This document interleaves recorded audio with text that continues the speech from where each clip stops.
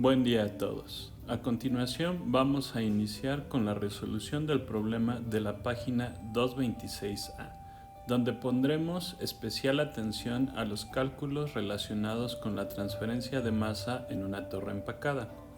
En este primer video solo realizaremos el planteamiento del problema y obtendremos todos los datos necesarios para contestar las preguntas que se realicen. En videos posteriores iremos resolviendo el problema por etapas. Primero plantearemos y resolveremos el balance de masa.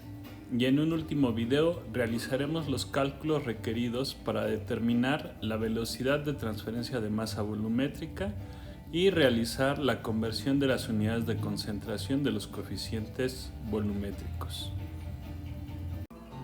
Entonces, iniciemos con la lectura del problema. Se requiere diseñar una torre rellena con empaque al azar mini anillos en cascada, Cascade Mini Ring, metálicos de 2 pulgadas de la compañía Koch-Glitch, para separar con agua el etanol que acompaña al CO2 que se genera durante la producción del alcohol metílico por fermentación. Como podemos ver en esta parte del problema, nos están describiendo los componentes que están involucrados y sobre todo podemos identificar la operación que vamos a realizar, que en este caso es una operación de absorción. Finalmente, los componentes que pudimos identificar fueron los siguientes. Para el componente de interés A, tenemos que es el metanol. El agente separante o inerte líquido, LS, es el agua líquida. En el caso del CO2 que acompaña al etanol, tenemos que es el inerte gaseoso. Continuemos con la lectura. La columna operaría con los flujos de las fases en contracorriente isotérmica e isobáricamente a 40 grados Celsius y 1.1 atmósferas respectivamente. Estos dos datos nos dan las condiciones de operación de la columna. Y en el caso de la presión de operación, PT, podemos establecer que es igual a 1.1 atmósferas absolutas. Y la temperatura de operación, vamos a ver, es de 40 grados Celsius.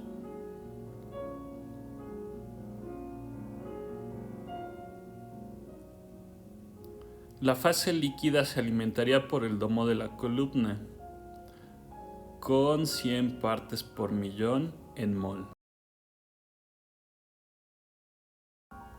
de etanol. En este caso, esa concentración es la concentración de etanol que se alimenta en la fase líquida. Y en este caso son 10 a la 6 XA minúscula subíndice A2, que es igual a 100. Entonces, continuemos con un gasto de agua 50% superior al mínimo. Este valor corresponde, por lo tanto, al factor de exceso, que en este caso es de 1.5. Por lo tanto, podemos expresar que LS de operación es igual a 1.5 veces LS mínimo. La fase gaseosa se alimentaría por la base de la columna, con una velocidad másica de 500 libras-mol sobre hora pie cuadrado. Este valor corresponde al flux de alimentación de la fase gaseosa en la base, que lo podríamos expresar como G1 sobre S, que es igual a 500 libras-mol sobre hora pie cuadrado. Hay que tener especial cuidado con este valor, ya que no debemos de confundirlo con una velocidad de transferencia volumétrica. Continuemos. Con el 1% en volumen de etanol.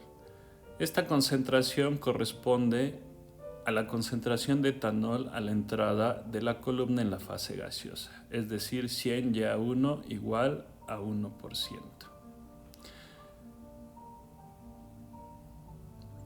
Planeándose recuperar el 98% del etanol alimentado.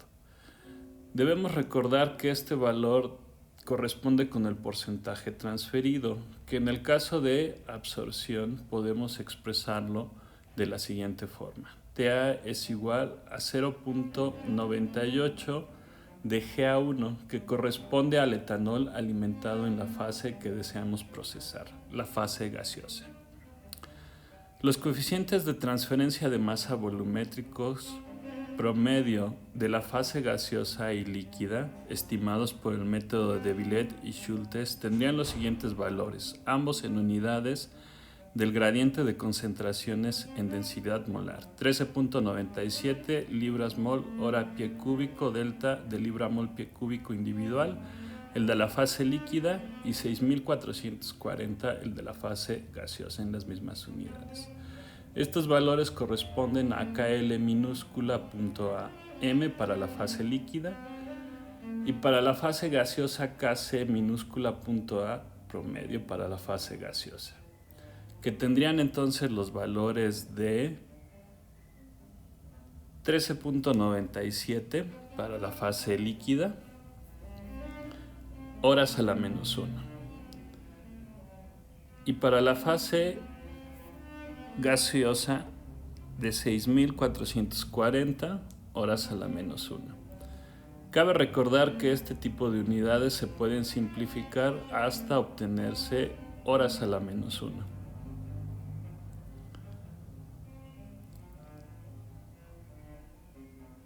El equilibrio entre las fases a las condiciones a las que se operaría la columna se puede estimar con la siguiente ecuación. Ya es igual a 1.07 XA minúscula, todo en fracción mol.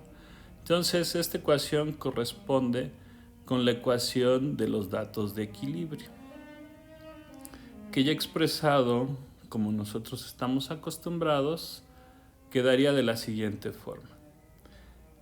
YA subíndice asterisco es igual a 1.7 XA minúscula A.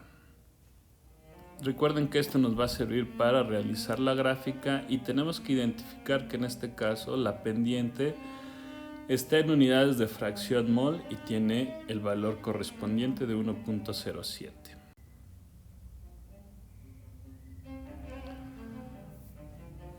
La superficie interfacial específica AP se estima que tendría un valor de 190 metros cuadrados sobre metro cúbico.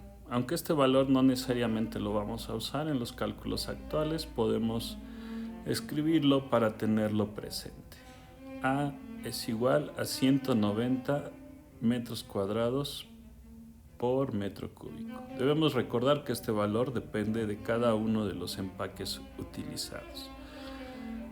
Finalmente, procedemos a obtener los últimos datos, que en este caso corresponden con los pesos moleculares, para el etanol de 46, para el CO2 de 44 y para el agua de 18. Y los anotamos en la tabla correspondiente. 46 para el etanol, 18 para el agua y 44 para CO2, que es el inerte gaseoso. Finalmente, obtenemos el último dato, que corresponde a la gravedad específica de la fase líquida. Hay que recordar que es a cualquier concentración de etanol y tiene un valor de 0.99. A partir de este dato nosotros ya podemos establecer el valor que vamos a usar en los cálculos, que básicamente es la densidad del líquido, que tiene un valor de 990 kilogramos sobre metro cúbico. Ahora vamos a identificar las preguntas que nos están haciendo, que básicamente son las concentraciones interfaciales del componente que se transfiere en la base de la columna en unidades de fracción mol.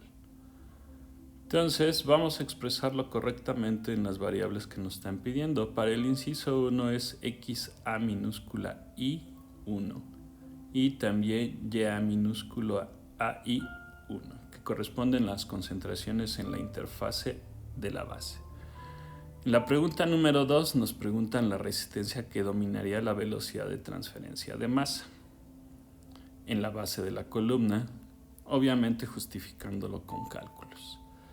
Por lo tanto, en el inciso 2, lo que nos están preguntando es la relación de la resistencia de la fase líquida respecto a la total o, en su caso, la de la fase gaseosa respecto a la total. Con estos dos valores nosotros podemos identificar cuál es la que domina. En la siguiente pregunta nos preguntan el coeficiente de transferencia de masa global volumétrico en la base de la columna en unidades de gradiente de concentración de la fase líquida en relación masa. Por si tenemos alguna duda, aquí nos vuelven a poner las unidades y por lo tanto en la pregunta número 3 nos están preguntando una K mayúscula subíndice X mayúscula testada punto A en la base, en 1, en las unidades correspondientes de libra molde A sobre hora pie cúbico delta X mayúscula testada global.